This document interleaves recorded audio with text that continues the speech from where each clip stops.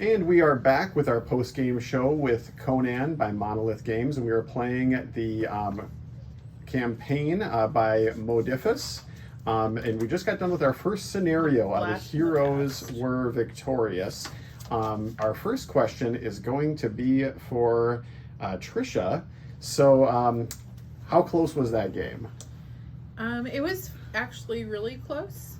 If the Dark Demon would have activated, I probably could have done some more damage, but the heroes took him out, so... Yeah. I think the first big thing was that line going in. What ended up? So why don't you walk us just through your thought pattern at the very beginning?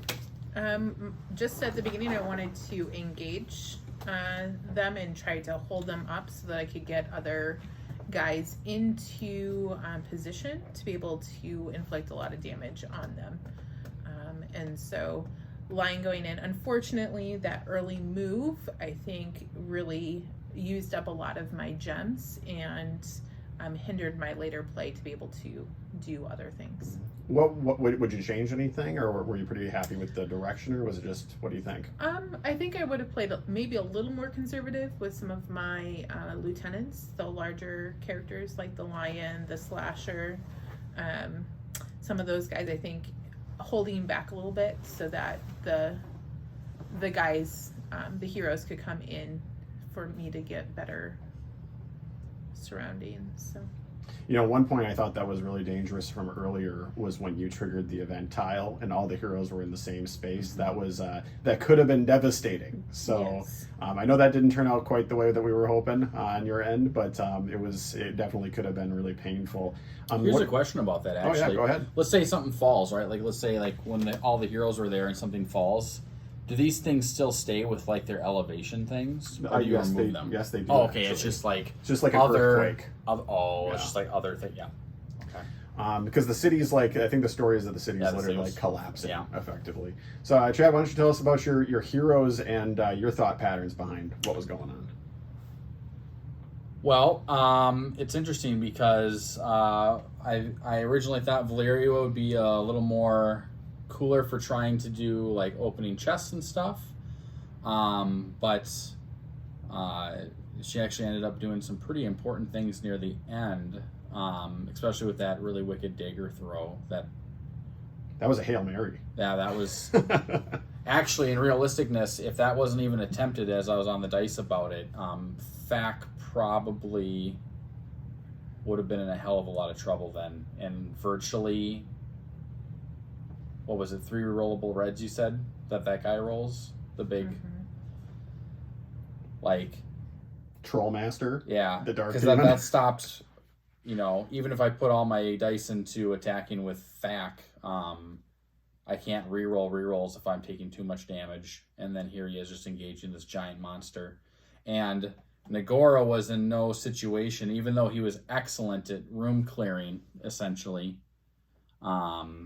He was incapable at the end to lend much support, and Valeria, I don't think, would be able to contend at all with the big monster. So, so long story short, Nagora was a hero, and he paid for it. But, that block ability was crazy. That bodyguard ability seemed to save a lot of damage. Yeah, at his peril, but yes. And then, I mean, a lot of it can be chalked up to that, just how dice games are dice, and Valeria had this absolutely movie moment of throwing a dagger, I think really set up, unfortunately, how Thack got to be saved. But yeah, Thack is a crazy bruiser, tanky guy that can do a lot of burst. But yeah, and it was pretty important to find that halberd as that second item in this chest here. So that that virtually paved the way. If that would have been the last item was this crossbow. That would have been neat, but what would that have done? Would have allowed for me to maybe not rush in. I was worried when all the picked warriors were here, backed up by a slew of archers, that maybe I'd have to try to pick some off, but that wasn't exactly going to be happening with how Valeria had to rest. And thank goodness, again, we got the halberds, so Nagora could kind of go in there and engage those guys, but I was exceptionally worried about them. What would you say your key points were for your victory in this game? Nothing can be stated shortly of Valeria's knife throw at the end. I think awkwardly that's made it so that visually it didn't look like it was as close, but knowing the potential on what that demon can do, it would have been really important to see his attacks. Now, real quick, just on that, I want to turn to Trish. Now, Trish, when he says that, what does he mean by the demon? Because at the end, it didn't look like that, but why don't you tell us what would have happened? Yeah, so the Dark Demon hasn't activated at all this game other than to move.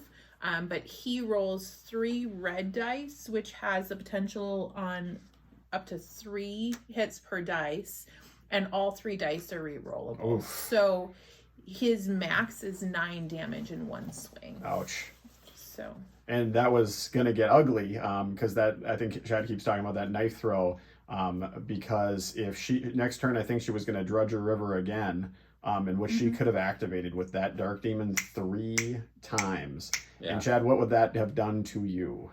Realistically, if he could if it's possible that the demon can be activated then twice in a turn, theoretically, if that didn't kill Thack, which I'm not saying would be a tall order, it would have made it so that Thack then would have it would have required all of my dice resources in order to keep him alive, which then in turn doesn't allow me to do virtually any damage back to the demon, as I'd either have to rest and do a very, very moderate at best attack. And then again, like we saw, Nagora was exceptionally wounded. He would have to throw himself at the demon to maybe buy Valeria 1 extra turn. Maybe if I didn't know the crossbow was the last item, was it another potion? Was it another crazy thing? It would have came down to the risk of opening the chest. And now I'm disarmed with no dagger even. I had thrown it. So then it would have just been virtually Valeria with just her sword fighting off at that point then a wounded but still very, very angry demon thing. So I think it would have been very interesting, again, without the dagger throw, to see what would have it looked like with a potential double activation of the demon spawn thing. I think Thack would have been just as mauled, theoretically, if not just as much so as Nagora, and then it would have been a very steep fall for the heroes. So this is a question for both of you. Let's talk about the chests in that game. How big were the chests, opening those chests? Did it make a big difference, or do you think it was something that you could have skipped? Well, I think the chests and that gear is huge. So he gained 2 health back, so that removed 2 points for me. On top of, or trophies for me, and on top of that, that halberd, that was a very angry weapon. So I had to spend a lot of gems to be able to defend against that, which again handicapped me at the end of the game because I was doing a lot of defense and I didn't have the gem power at the end to really keep up the push that I was trying to. It's like a strange attrition. Yeah. Now, do you think if he had not picked those up, how do you think it would have gone? I think that I would have had a better chance with that aggressive approach. Oh, for sure. Chad, what do you think? Let's talk about chests. Yeah, it not only did it was very interesting getting the life potion right away. Not only did it steal basically it stole 2 victory points from you. But in a turn then where Nagora can stay active to get 2 points, they pull him from the wounded pile, or whatever you want to call it, all the way to the active. Nagora basically on that turn got to rest 80% and yet still move around and do things. So that was a splendid turn as I got to clear the board of, I think, or however I moved out here. I think someone did something, but then Nagora got to go to the middle, and then, or maybe that was the turn I was doing super attacks on the winged thing. But somehow I got to have an exceptional efficiency turn for Nagora because of that life potion. But yes, nothing can be stated that halberd was absolutely nuts, for sure. Now let's talk about MVPs. Both of you have one MVP. Who would it be? Let's start with Trish. You can choose tile too. You don't have to choose your. I would say the event tile is my MVP. The event, the earthquake. So, I mean, now if I could have had that next turn, removing the possibility of having 3 victory points would have narrowed it down enough that I could possibly have won the game. So, because he was plucking off those small guys very quickly. So me getting rid of them and then also inflicting tons of damage that like just randomly without having to deal with attacks. That was a clever stint by you, by the way. I thought that was very clever. Chad, who is your MVP this game and why?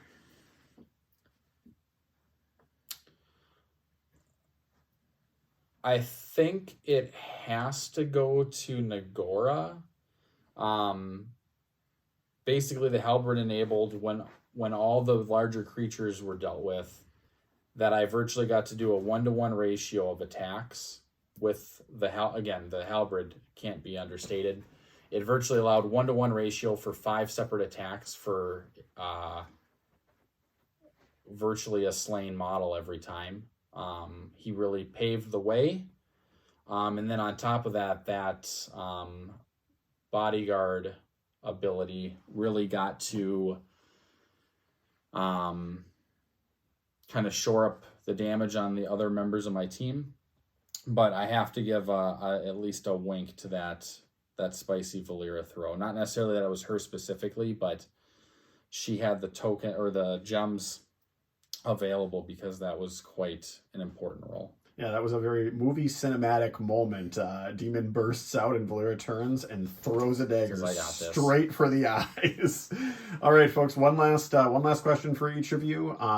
So Trisha, what advice would you give for this scenario for aspiring overlords? What's some advice? I would say pace yourself. Let the heroes trap themselves. Aggression is good, but maybe hold off just a little bit. All right. Good advice. Chad, what would you give to aspiring heroes that are playing this? You probably don't want to have Valera on her own.